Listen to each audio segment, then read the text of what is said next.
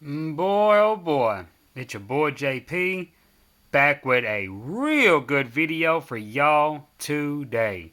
I told y'all that was coming. That's right. I got here the Xiaomi Mi Note 10. This is the global version of the CC9 Pro. And yes, by global version, that means Google Play services built in, just like any other Android phone that you would go out and buy right here in the US or wherever, what have you. Um this is the global CC9 Pro. The Note 10, the Mi Note 10. And for those of y'all that aren't quite sure what this phone is, this is the Penta lens phone. That is the highest ranked on DxOMark. It has the 108 megapixel camera, the main shooter, along with 4 other lenses, and the flash, of course, there. And it also has an extremely good front-facing camera as well. There's your ambient display, obviously, there. This phone is not only known for its rear lenses, but it's also known for its front-facing lens as well. If I'm not mistaken, it's 32 megapixels. I don't have a sheet in front of me with the specs. I'm just kind of winging this, as I always do. As I said in the video I did yesterday, I think it was the video to the Red Magic 3S I did. I've done quite a few the past couple of days, and I got more coming still. I've been busy. I wing these. I don't do any editing. I do these on the fly, my quick reviews. But I will make this quick, as promised, as I have listened to everybody's feedback. This phone quite possibly has everything you would want in a smartphone. I mean everything. The one thing I see people honestly, they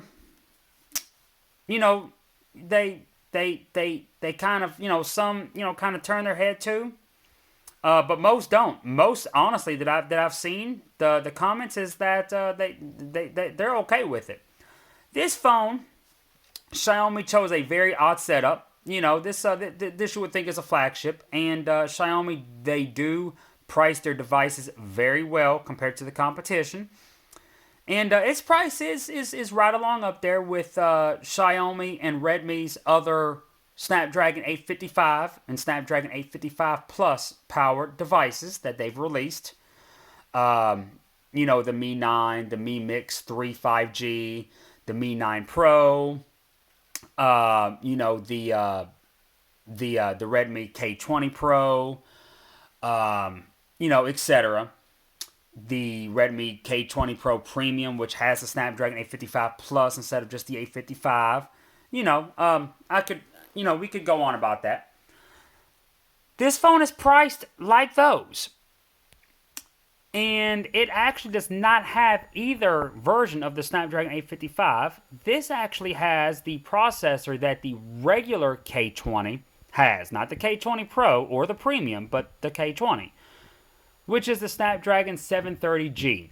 Not just a 730, but the one specifically made for gaming, for mid-range gaming. It can play any game. It's flagship gaming, honestly. There's nothing thrown at it that it can't handle. But this does have the 730G, the Qualcomm Snapdragon 730G. And a lot of people, they were surprised that, it didn't have the Snapdragon 855 or 855 Plus. But this phone is all about its cameras. All about its cameras. Not only does it have 5 lenses on the rear, but one of them is an all-new, never-before-seen 108 megapixel lens. And it has... It's not just I know a lot of people say, oh, it's not just about the megapixel count, and it's not. You're absolutely right. But this phone has garnered a lot of hype, and it has been able to back all of it up. If I'm not mistaken, it is the highest ranked on DxOMark. It takes better shots than the iPhone 11 Pros. maybe even the Pixel 4s. Don't hold me to these. The Huawei Mate 30. It's competing with. I mean, this thing is, when it comes to camera, is a I mean, it's blowing heads right now. It really is. And I'm gonna tell y'all something. I'm not a big camera junkie. I'm not a big camera junkie. I do like to have a good camera, obviously. But I'm not. I don't pick them apart when it comes to the cameras. Do I use my phone as my main camera? I do. I do, believe it or not. So even though I'm not a camera junkie, I do rely on my phone for my cameras. I don't have a DSLR or a special standalone camera system. These are what I use. I'm more into the processors. But I'm gonna tell you, I've had experience with the 730G, with the regular K20, as well as the global version, the Xiaomi Mi 9T, not the Mi 9T Pro, which I also had, but the Mi 9T, which you can get on Amazon for less than $300. Closer to 200 if I'm not mistaken. And now, anyways, Jay Will even did a video on the regular K20 and said it was a fantastic phone. Flossie Carter did a video on the K20 and said, you know what? Save your money, get the K20, not the K20 Pro. So he was telling you to get the Snapdragon 730G variant over the Snapdragon 855 model earlier this year. And that should tell you that the 730G is no slouch. You are not going to notice a difference in performance. I almost guarantee it.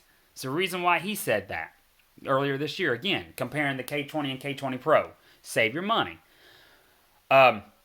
If you're going to spend that K20 Pro price, well, of course, I think this actually costs more, so I can't say spend it on this. But if you're a camera junkie and you're worried about the processor, don't be. This phone is beautiful. Enough talking. I've already talked too much, but I'm very excited about this phone here. This is the same color of the Redmi Note 8 Pro that I had that I did not do a video on, that I keep saying I regret doing. I regret not doing a video of. It reminds me of that. But what I like more about it is that it's AMOLED instead of LCD. I think if the Redmi Note 8 Pro was AMOLED instead of LCD, I would have kept it. That is the phone with MediaTek's gaming processor, the Helio G90T, which I thought ran very good, very good. This phone is very reminiscent of it, front and back with the teardrop notch, but it has a curve like your Galaxy Note 10.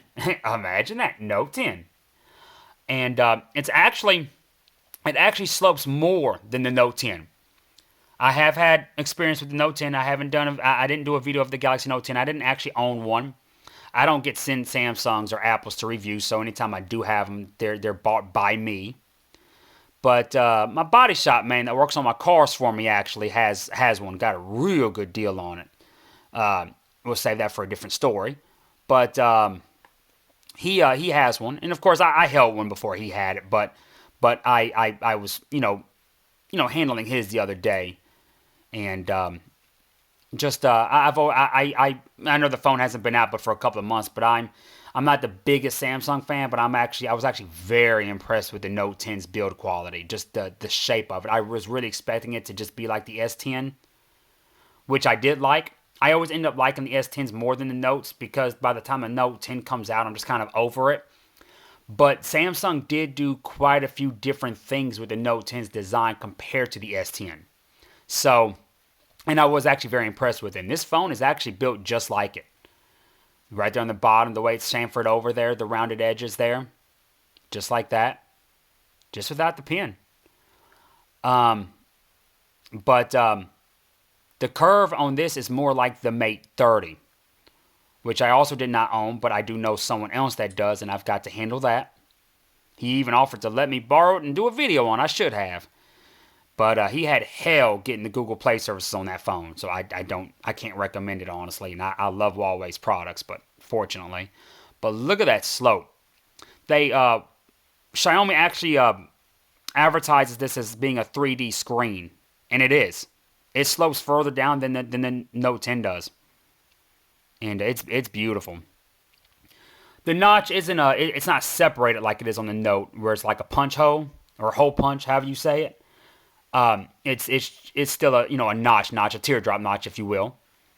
But from a distance, it does kind of look like it's a hole punch there.